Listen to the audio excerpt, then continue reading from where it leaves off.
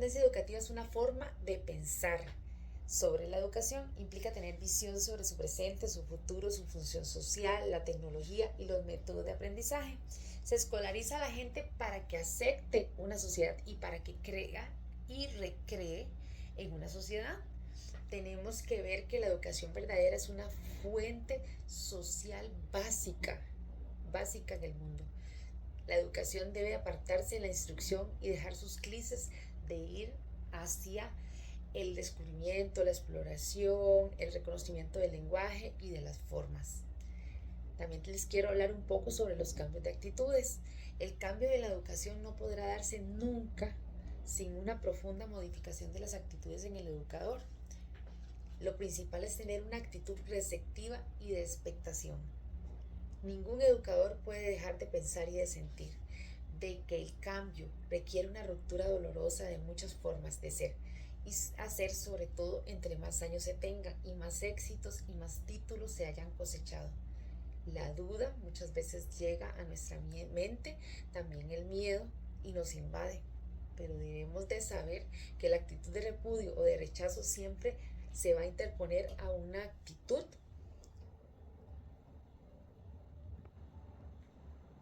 de confianza. Solo de esta manera se nos hará más difícil despojarnos de ciertas caretas y disfraces que nos servimos para ocultar. No podemos culpar siempre la mala voluntad al educador. Existen actitudes negativas que son producto de la ignorancia y de la falta de imaginación. Muchos de los problemas que tenemos en el presente y en el futuro en la educación desafían cualquier análisis nacional. Los tecnócratas padecen de una obsesión económica. En la educación ocupamos menos tecnocratismo. Ahora vamos a hablar un poco sobre el concepto de enseñanza y aprendizaje. Ambos conceptos van de la manita en la educación, ya que de uno se encarga el docente y del otro se encarga el estudiante.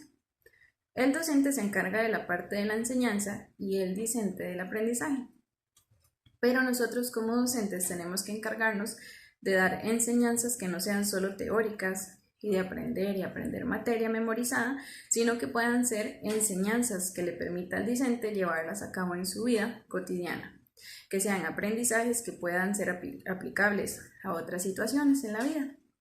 ¿Por qué? Porque esto va a hacer que tengamos un discente que sea un sujeto transformador de la sociedad, como lo dice nuestra política educativa costarricense.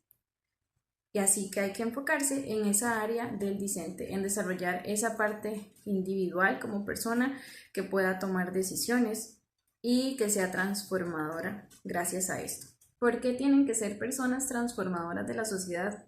Porque la sociedad costarricense del futuro va a estar en cada uno de esos discentes que hemos estado preparando a lo largo de nuestras carreras o que vamos a ir preparando en el futuro. Los fines de la educación buscan promover un ser integral, un estudiante integral que tenga valores como la solidaridad, el respeto y sentido de responsabilidad en la toma de las decisiones.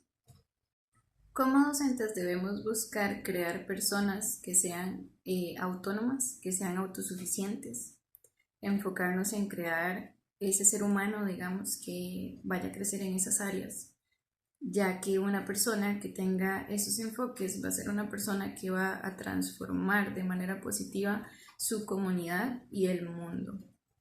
Así que esa es como nuestra misión como maestros y docentes, ¿verdad? Pues ayudar a nuestros estudiantes a desarrollar todas estas áreas.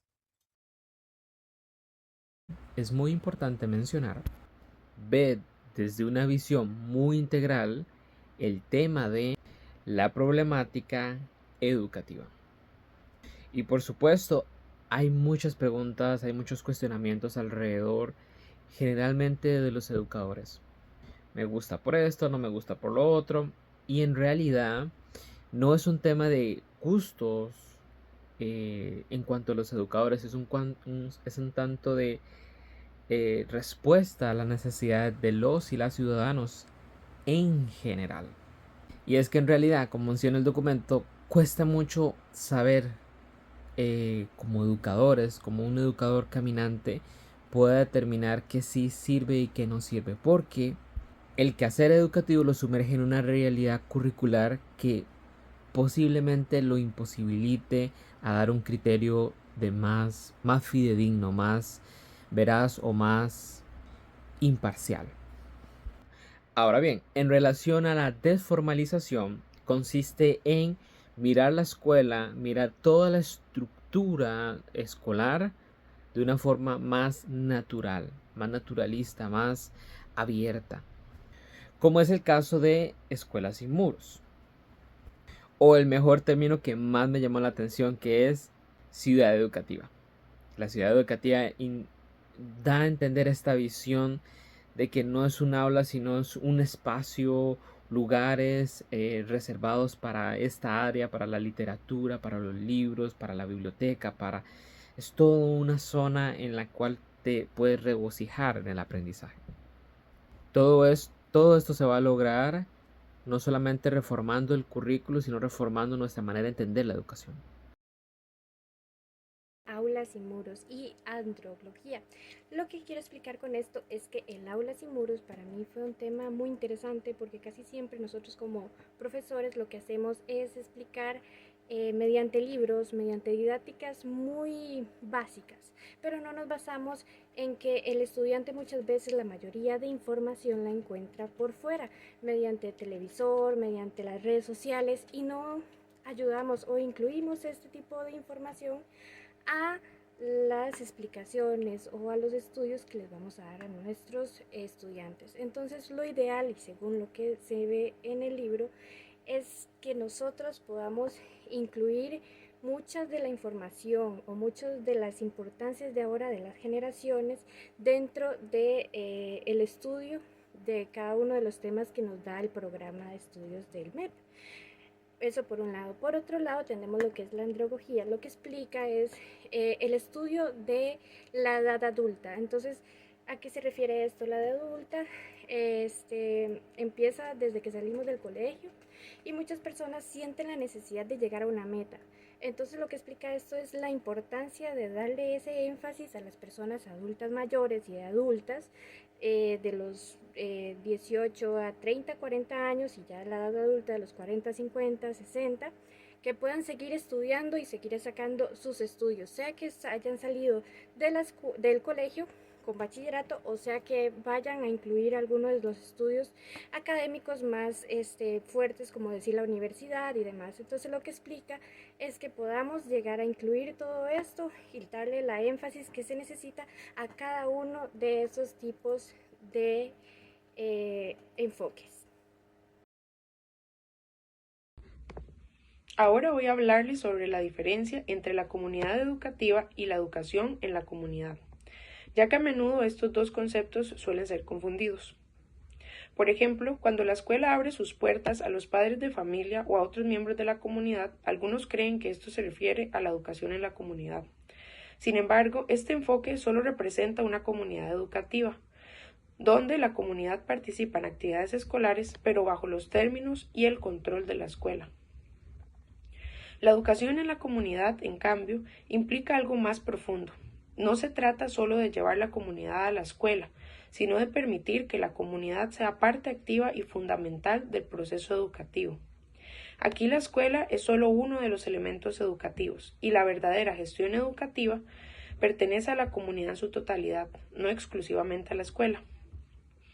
Este concepto reconoce que la educación no debe limitarse a las aulas. En cambio, utiliza recursos y experiencias que existen en la comunidad, como por ejemplo fábricas, hospitales, tiendas y otros lugares de trabajo, para que los estudiantes puedan aprender acerca de cómo funcionan las cosas en la vida real. De esta forma, la comunidad en su conjunto contribuye al desarrollo educativo de sus miembros. Lamentablemente, en el modelo actual solemos confundir la escolarización con la educación. Esto lleva a que solo exijamos a las escuelas el traspaso de conocimientos y de diplomas, mientras que la sociedad se empobrece culturalmente. En conclusión, la educación en la comunidad busca objetivos mucho más amplios que una comunidad educativa, promoviendo una educación integral en la que la comunidad completa se involucra en el aprendizaje y crecimiento de sus jóvenes.